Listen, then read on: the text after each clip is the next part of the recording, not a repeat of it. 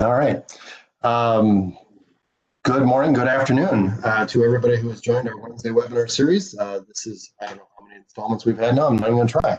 We've been doing this for the last 6-7 months. It's been very well attended. So thank you all for attending and coming back and sharing these messages with everybody else out there. We want to make sure that this is a service we're providing not only to those that attend the live presentation, but the ones that want to visit it later or come back and revisit the topic after the fact. So my name is Chris Bruni. I am the Vice President of Sales at Security Health Plan. Happy to be joined by my co-host, Mr. Jeff Tucker, who is the Vice President of Business Development and Innovation at the Marshfield Clinic Health System. So together we are partners in crime presenting on these topics today. And we're always very pleased to have guests that are far more educated than we are to talk about the topics of the day. So I'm just going to go through a few of the kind of the perfunctories of the webinar itself, and then I'll hand it off to Jeff. So as a reminder, we are recording all of these. So they are posted on our Security Health Plan COVID-19 webpage. You can go to securityhealth.org and find that. When you get to that COVID-19 webpage, click on the employer section and you'll find all of our Wednesday webinars out there, and you can certainly peruse all of the topics if there's something you missed along the way. We continue to revisit topics as a lot of these have been on the pandemic, but a lot of them aren't. So we continue to revisit the ones that are needing updating as we go forward. But again, we do want to hear about topics that you want to hear about. So we want to hear from you. We do a survey to all of the people that do attend. Please tell us what you want to hear more about, and we'll do our very best to get a presenter that can come and talk about that topic in a timely fashion. So appreciate all of that feedback. And again, if you have other comments about our Wednesday webinars, if you have other suggestions for us, we're all ears to listen to that feedback, and we do want to hear from you. So during the presentation today, there is a chat feature and a Q&A feature in your webinar. So that typically is going to be in that upper right-hand corner. Feel free to use that. If you do have a question for our presenter, Dave Smith, today, you can certainly ask that question there between Jeff and Jen and myself. We will be monitoring those questions, and we'll make sure that we get those addressed by Dave before the meeting ends. If there are so many questions that we just can't get to it in the time that we have allotted, we will answer all of the questions and we'll send that out to everybody that did pre-register shortly after the event ends. Jen will actually get the presentation out to everybody, so a recording of it to everybody within about a day of the presentation ending. So if you did pre-register, watch for that coming in your email, and she'll get that out to you so you have a hard copy of that, or an electronic copy of that you can use and peruse and share with whoever you want to share it with. So without any further ado, I'm going to pass the baton to Mr. Jeff Tucker, and he can continue with our introductions of Dave today. Here you go, Jeff. Thank you, sir. You bet. And Chris and I are at polar opposite ends. He was really excited about dry needling. I'm a little bit, being not fond of needles, I'm like, I don't know. But Chris has been talking about this all week since he was here for the practice run and was really excited about it. So, well, sorry, Jeff, I have to interrupt you right there. I've learned from Dave that this helps with chronic pain. So, Dave, if there's something you can do for me and having Jeff as my sidekick, that's really what I Oh, man. Jen, I'd ask if you could edit this, but it's live. So Dave will be talking about dry needling as an alternative pain management tool in response to the opioid epidemic. Dave is a physical therapist with the Marshfield Clinic Health System within our physical therapy department. He has a bachelor's degree in nutritional sciences from the University of Arizona, a master's degree in physical therapy from the Mayo Clinic in Rochester. He started at St. Joseph's Hospital, which is now Marshfield Medical Center, in '95. And has worked in a variety of clinical settings and specialized in spine care, sports medicine, and general outpatient therapy. He started in the Marshfield Clinic outpatient department in 2004, and he became certified in dry needling in 2017. So with that, I will turn it over to you, Dave. Well, thank you very much, Jeff, Chris, and Jen. I also want to thank Security Health Plan for being a leader in the industry and going to be covering dry needling once again for many of their health plans in 2021. So thank you for having me here to talk about this incredible new treatment technique that not many people are comfortable with or even know much about. So basically, what's the problem? Okay, pain. 1 in 5 Americans have chronic pain, which is staggering if you ask me, but I see it all the time. This is very costly for everyone. Okay, it's costly for patients who have to pay high deductibles and premiums. It's costly for employers, and obviously it's costly for the healthcare industry in general. And as it was mentioned, we are in the middle of an opioid epidemic. And just last week, Purdue Pharma was actually found guilty for misleading opioid prescribers on the side effects and the ill effects from using opioids for long-term pain reduction. This led to opioids being overprescribed, a lot of people becoming addicted, and obviously we're in the situation that we're in now. But if I'm honest, and we're honest with ourselves, Western medicine for a long time has been over-focused on using pain medications and injections and more aggressive forms of treatment to treat pain. And pain science in the last 10 to 20 years has come a long way as far as understanding how the human body works and how do we control pain. We are still, though, for the most part, treating with an old school model, and we have not really advanced in how we treat as rapidly as I think we should. And this cartoon tends to state what's in front of us. My team is having trouble thinking outside the box. We can't agree on the size of the box, what materials the box should be constructed from, a reasonable budget for the box, or our first choice of box vendors. So obviously you want to try and figure out the problem, but then at some point you have to get to developing an approach. And right now, medicine is still trying to figure out how to handle pain in an appropriate way. So why physical therapy? In 2018, a study showed that patients who received physical therapy first for low back pain were 89% less likely to get an opioid prescription. They were less likely to receive diagnostic imaging such as x-rays, MRIs, and CAT scans, which we all know are very expensive. And they're less likely to utilize the emergency department, which is also very expensive.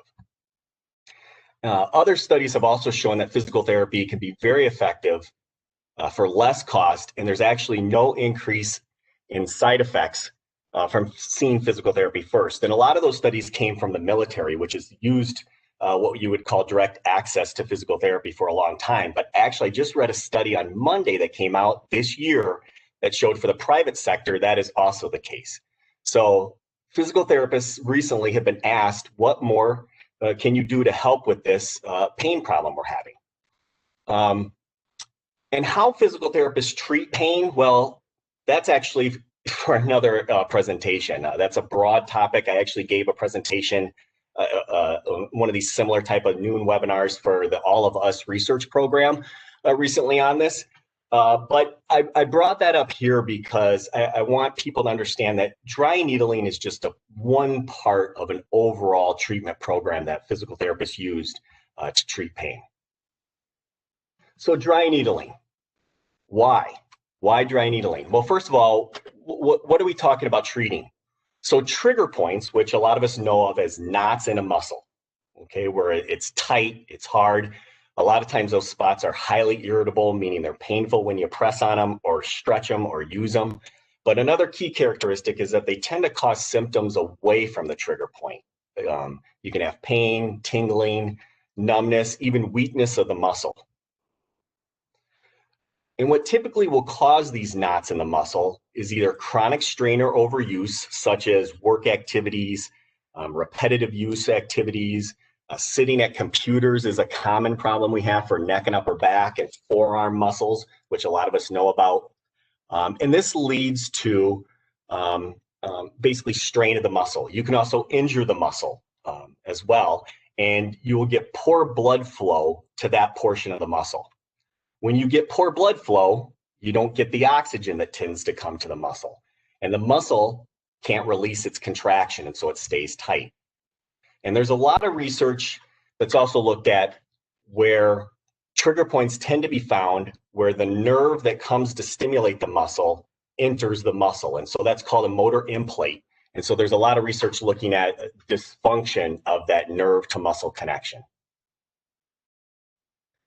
This diagram's busy, but if you look at the right section where there's X's on the back of the person's neck and upper back, those tend to be where common trigger points are found. And then you see the shaded areas, and that's where a lot of times trigger points can radiate their symptoms. In fact, if trigger points are causing headaches, about 80% of the time, the trigger points are in the neck or the upper back area and not actually in the head.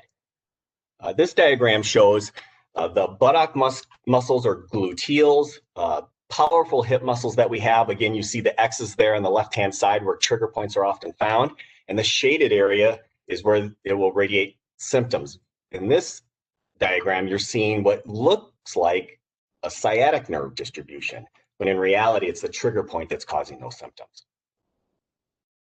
So dry needling, where did it come from?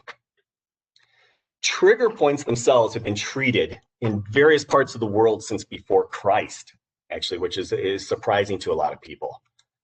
Physical therapy really got its start during the polio epidemic and after World War I and World War II, treating soldiers who came back with a variety of injuries.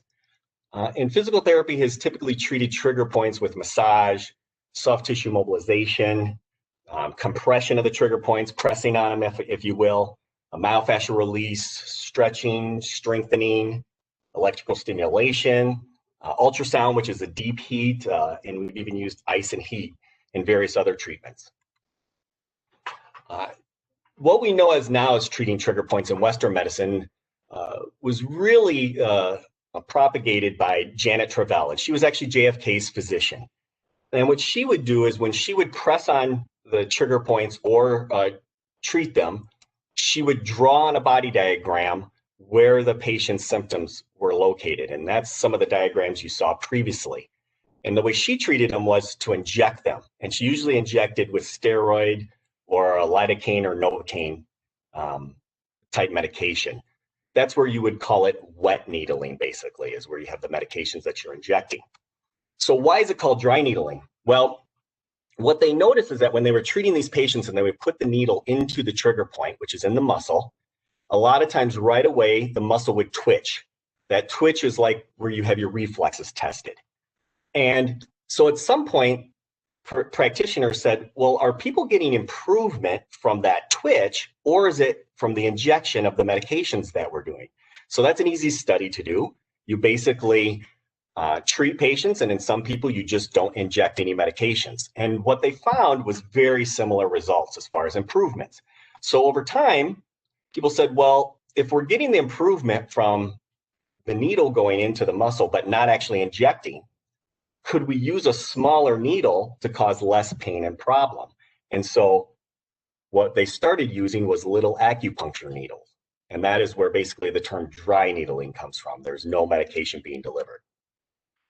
So in Europe, dry needling has been very common for probably the last 40 or 50 years. And there's a lot of research that has come from many countries, especially Germany and Spain. So much so that for certification, I had to know well over 400 pages of research that has come from there. Whereas in the United States, really, it's only become popular in the last 10 to 15 years, and probably really in the last 5 to 10 years.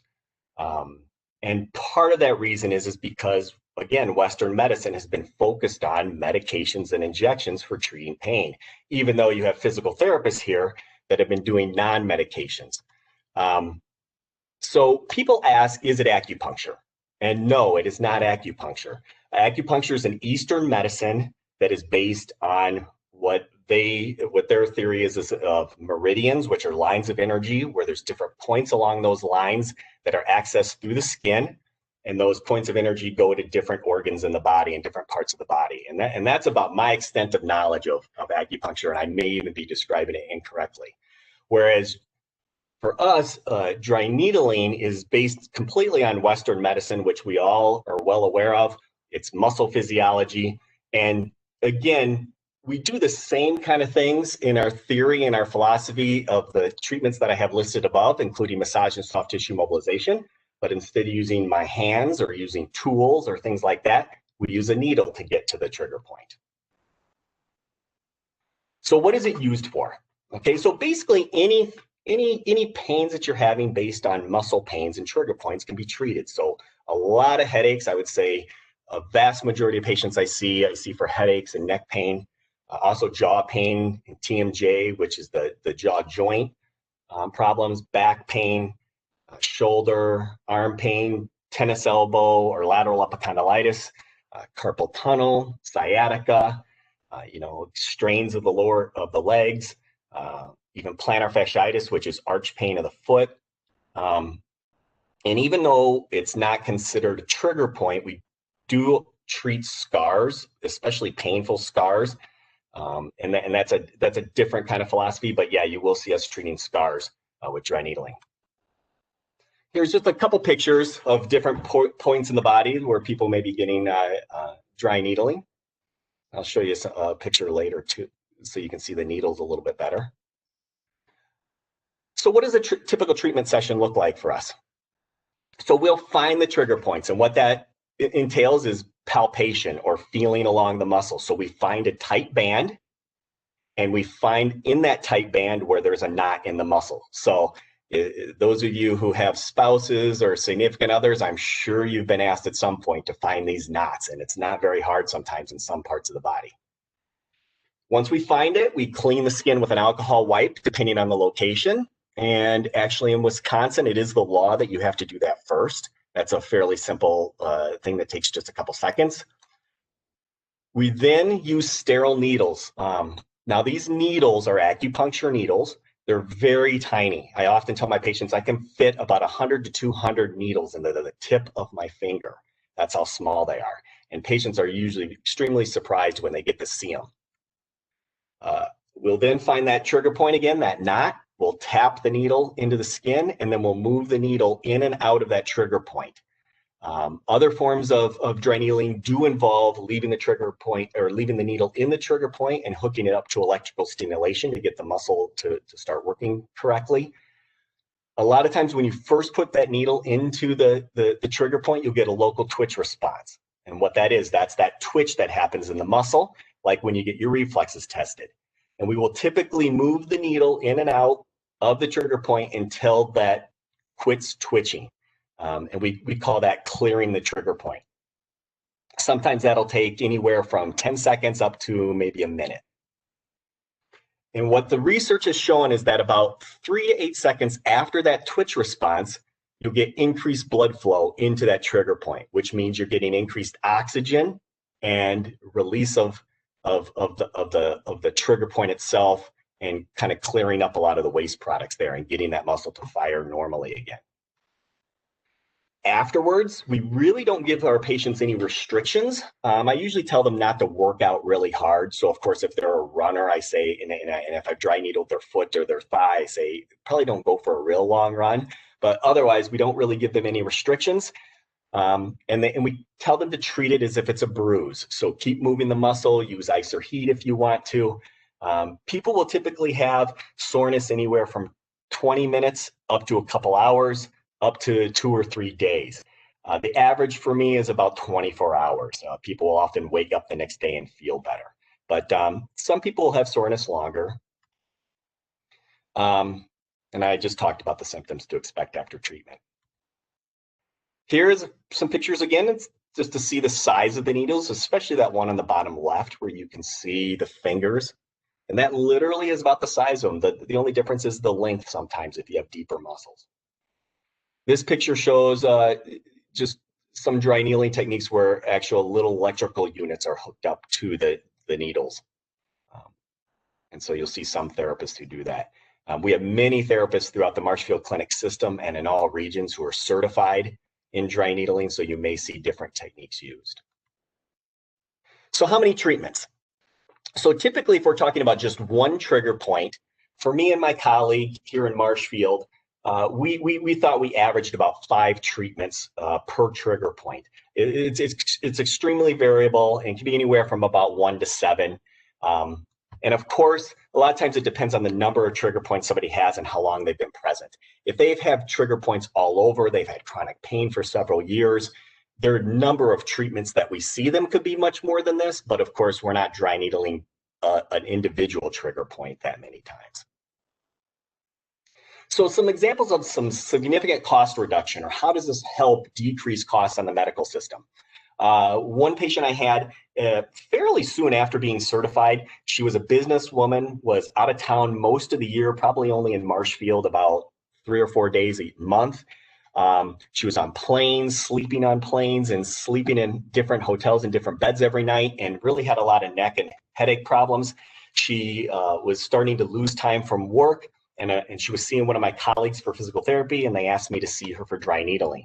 In a year's period of time, I ended up seeing her only 7 visits, and then I have actually not seen her since, and I know that she has been treating it on her own, and she has not missed any time off from work. And so for her, that's a significant decrease in costs compared to what she was spending and what the healthcare system was spending to treat her before. Then there's another example of a teenage pitcher who he was pitched 3 games in 1 weekend during a tournament, and on Monday he couldn't even lift his arm. After about 2 weeks and it not going away, he came in for therapy. I found the one muscle in his shoulder that was just really knotted up. I treated him one time. We scheduled him for a follow-up the next week, and he ended up canceling that because he had essentially returned to normal. So for him, very quick in and out.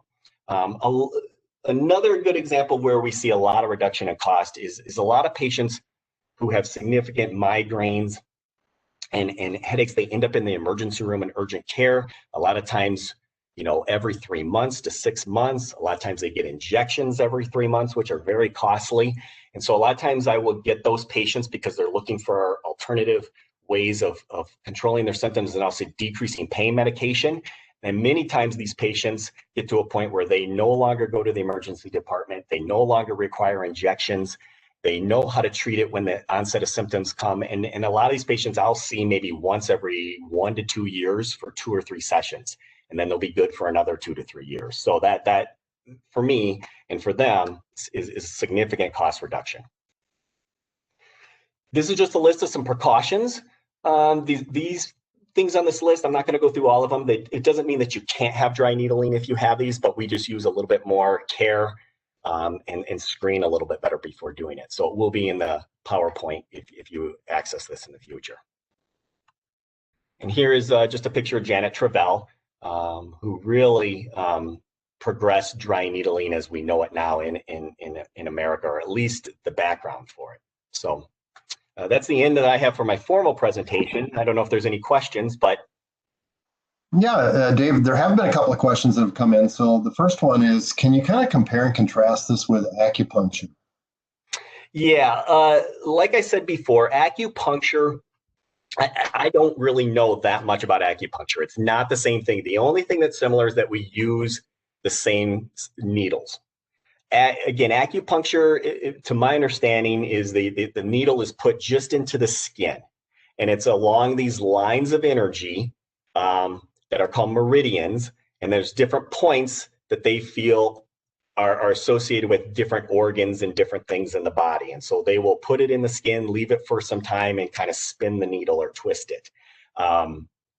Whereas dry needling, we're actually using the needle into the trigger point, into the muscle itself. So if you've ever had a massage or you've ever had put people pressure on those trigger points, it's kind of tough to get to them. I've realized that since being certified in dry needling, that in the past, you're pretty much squishing all the tissue from the skin all the way down into that trigger point with your thumb or your tool or whatever you're trying to use. Whereas these needles are so tiny, they really don't deform the tissue very much. And it allows us to actually get to that trigger point and get blood flow into it. And so dry needling is based more on a Western model of medicine. Okay. And then another question that came up is this type of treatment more akin to like you'd see with chiropractic care, where you just come in periodically from time to time, or is this do you consider a patient cured after so many visits? Is it kind of just depend on the condition? Right. That's a very good question. That's a lot of times what my patients are asking me as well. So ideally, we would like dry needling to be considered just another form of treatment that we would do. So if somebody comes in and we decide to do, instead of doing massage, instead of doing soft tissue mobilization or using electrical stimulation or stretching, we would choose to do dry needling to help that muscle recover. Okay. Now, I will admit, though, since it's new, a lot of patients have been treated by a variety of different things that just haven't worked. And so I will literally get people just referred to me for only dry needling. Again, I try and convert them, though, to thinking a little bit more into, hey, you need an overall care, a system of care for what is going on. Is it overuse on your job for what you're doing? Is it, chronically sitting at a computer? So in that sense, that would be a kind of a care treatment plan like you would see in traditional physical therapy. Now, with that being said, though, as it relates to how people see chiropractors where they go for every few months, I do have those people who have chronic migraines or chronic reasons for why the muscles continue to develop trigger points. And those people who I mentioned end up in the emergency room or end up in urgent care, or they have repeated injections every 3 to 6 months. I have seen them on, if you want to call it a maintenance plan, but again, it's drastically reduced the amount of access to healthcare that they have had in the past. A lot of people I've seen for maybe 2 visits a year over 3-year period of time, compared to them being into ER every 3 months. So Dave Doreen is asking a question that I have the same question. On a scale of 1 to 10, 10 being high, the procedure itself, is it painful or more of an uncomfortable feeling? So if the pain scale is what I think you're asking, like a 10 is the worst pain you can ever have in your life and 0 is no pain at all. If I'm honest, it's completely variable. It really depends on how bad the trigger points are and where they're located. Some muscles are more painful than others. So obviously in my training, I've been dry needled in every muscle that you can possibly be dry needled in. Because you have a partner, they dry needle you, you dry needle them, and you train. And so if you dry needle a muscle that doesn't have a trigger point, a lot of times the patients don't even know you are in there. So I would say that's a 0. When you hit that trigger point and you get that twitch response, it's usually a very brief, quick twitch of the muscle. That's when people usually feel like they have the pain. So I will say some people will say it's a 2 to a 3. I will admit some of my patients will say it's an 8 or a 9. But when my patients kind of look at me funny when I tell them that, I will say that in the entire time that I've been doing this, so I started doing dry needling in 2015 approximately, because that's when training started, and I became certified in 2017. I've only had 2 patients who ever didn't want to do it again. Okay, so most people don't think it's that bad. And in fact, they actually think that when I was working on them with my hands and tools, that was actually more aggressive, because that was 15 to 30 minutes of treatment, whereas this can be less than a minute. Interesting. And Dave, you mentioned that you've got a cohort that you work with in Marshfield that performs this treatment, but you're not the only 2 within the system. Is that correct? That's correct. We have therapists all throughout the system in almost every region and every center that do dry needling and are certified. And I think what you're going to start seeing is more and more therapies. I know a couple students who are currently in school and they have already been introduced to it.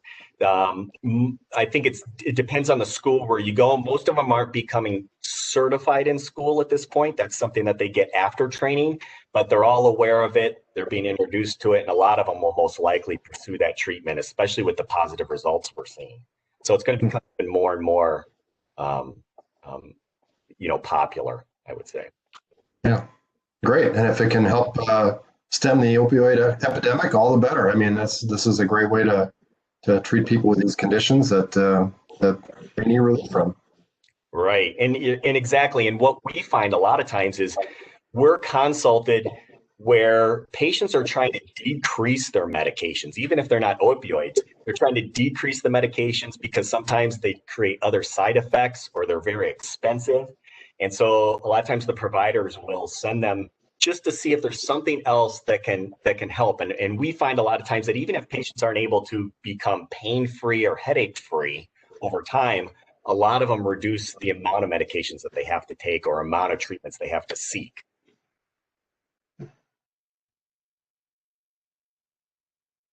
Great. Well, we're up against the clock. Oh, wait a minute. We got one more question that's just come in. So, has dry needling been used to treat the fibromyalgia? Yes, that is probably one of the more common things that we see to treat fibromyalgia. So there's numerous studies out there that are showing a correlation between the tender spots in fibromyalgia and trigger points and the central nervous system and how that works. So I don't know how many people who are listening know about fibromyalgia, but fibromyalgia is a fairly complex muscular pain, myofascial pain situation that has been characterized by certain spots throughout the body. In fact, a lot of times, even with rheumatologists, to be diagnosed with fibromyalgia, you have to have a certain number of these spots that are painful throughout the body. And so, yeah, there's some promising results to the research for the people who have fibromyalgia and other myofascial pain syndromes. Super. All right, that's all the questions we have, Dave, and we're right up against the clock, so I think we'll go ahead and close out our Wednesday webinar. Dave, really appreciate this topic and you coming on. Apologize to everybody that we couldn't see Dave's face, but we're trying to keep his identity safe. I'm just kidding. Just some camera problems for Dave, but hopefully next time when we get Dave back on here for another topic, we'll be able to put a face with the name and the voice. So, Dave, really appreciate it. Great topic. Jeff, any last words? No, maybe in a follow-up webinar, you could actually talk me through it, and I can demo it with Chris. Yeah. To handle the pain he is for you, huh? Yeah. It would make Jeff just disappear right before our eyes. Yeah, I'm not sure how well dry needling works for that kind of a problem. Well, we're all having just fun. So, all right. Thanks, Dave and Jeff and Jen and all of you for attending today.